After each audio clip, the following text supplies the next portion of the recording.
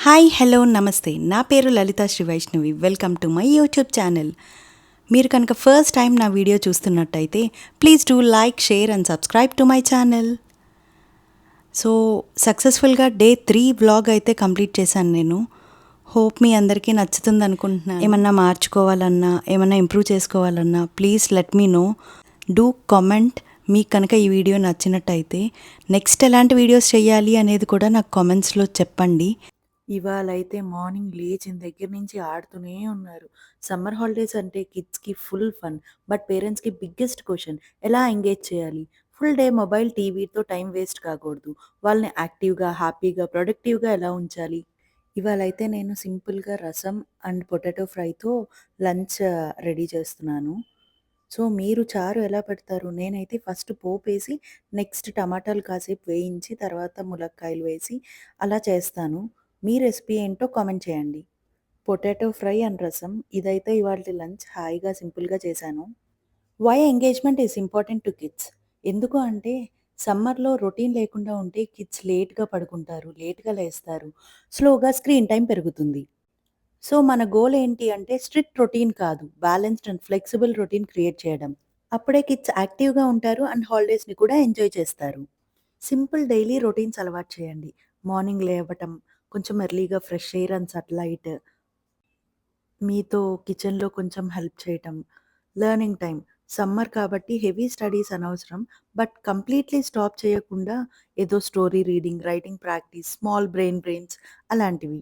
Remember learning should feel fun, not pressure. Creative time. This is my favourite part. కిడ్స్‌కి creative freedom ఇవ్వాలి. Activities like drawing, colouring, craft works, DIYs ఇలా చిన్న చిన్న వాళ్ళకి focus improve అవుతాయి.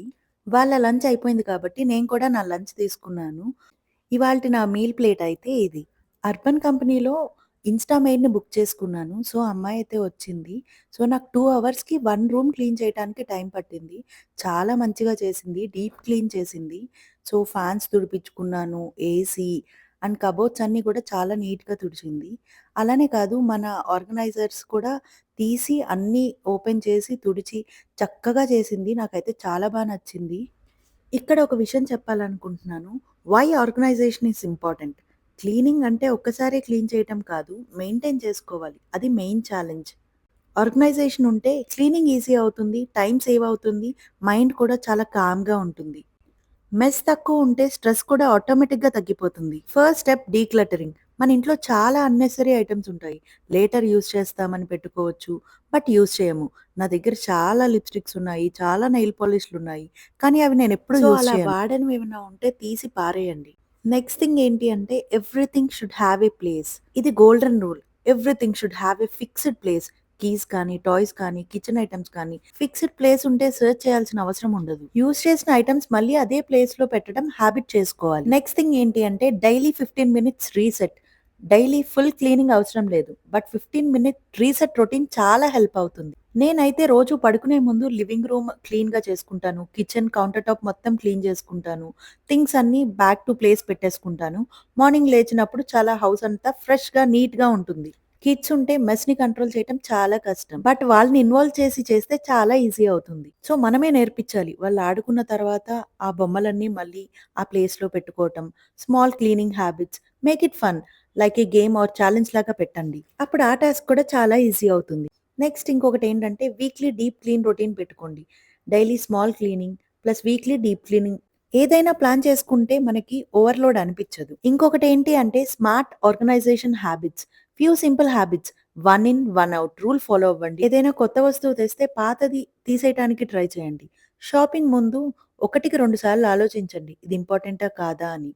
ఇమ్మీడియేట్‌గా ఏదైనా చిన్న వస్తువు ఏదైనా అక్కడ మిస్ అయింది అంటే వెంటనే క్లీన్ చేయటానికి ట్రై చేయండి. సో, క్లీన్ హౌస్ మెయింటైన్ చేయాలి అంటే బిగ్ టాస్క్ ఏమీ కాదు. Just small habits and proper organisation చాలు.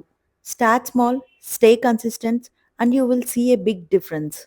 సో, ఇంక మా ఇన్‌స్టా‌మేట్ టైమ్ అయితే అయిపోయింది. తనైతే వెళ్ళిపోతుంది. నేనైతే చాలా థాంక్స్ చెప్పాను. అండ్ నెక్స్ట్ ఈవినింగ్ కిడ్స్‌కి స్నాక్స్ ఆలు బజ్జీ వేస్తున్నాను. మీరు మీ కిడ్స్‌కి ఎలాంటి స్నాక్స్ వేస్తారు? ఆయిలీ ఫుడ్ పెడతారా? పెట్టరా? నేనైతే వన్స్ ఇన్ ఎ వైల్ పెడుతూ ఉంటాను. అంటే మనం తిన్నాం గదా! మనకేమి అవ్వలా. నేను బయట ఏమి అలా పెట్టను కానీ, ఇంట్లో నేనే చేసి పెట్టడానికి ట్రై చేస్తాను. ఇది జస్ట్ ఆలు కట్ చేసి శనగపిండి ఇలా బజ్జీలాగా వేశాను. మా కిడ్స్‌కైతే తింటారండి. అన్నీ ఇష్టంగానే తింటారు.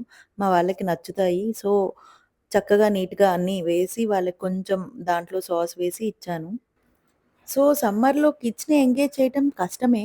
బట్ సింపుల్ రొటీన్, స్మాల్ చేంజెస్‌తో చాలా ఈజీ అవుతుంది. ట్రై చేయండి సింపుల్ రొటీన్స్ ఫాలో అవ్వటానికి.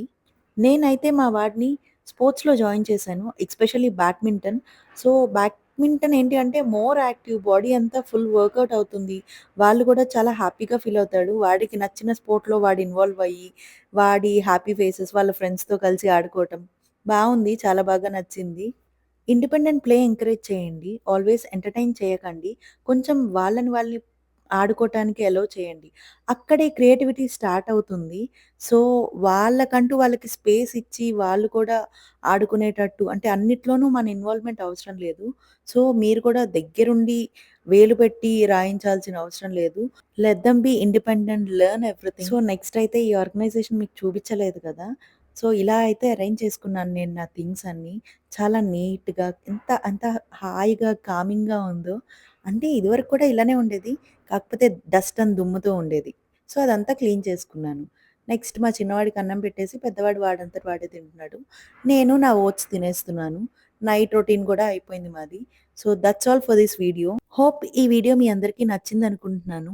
నచ్చితే please do like, share and subscribe to my channel. Thank you for watching. Bye.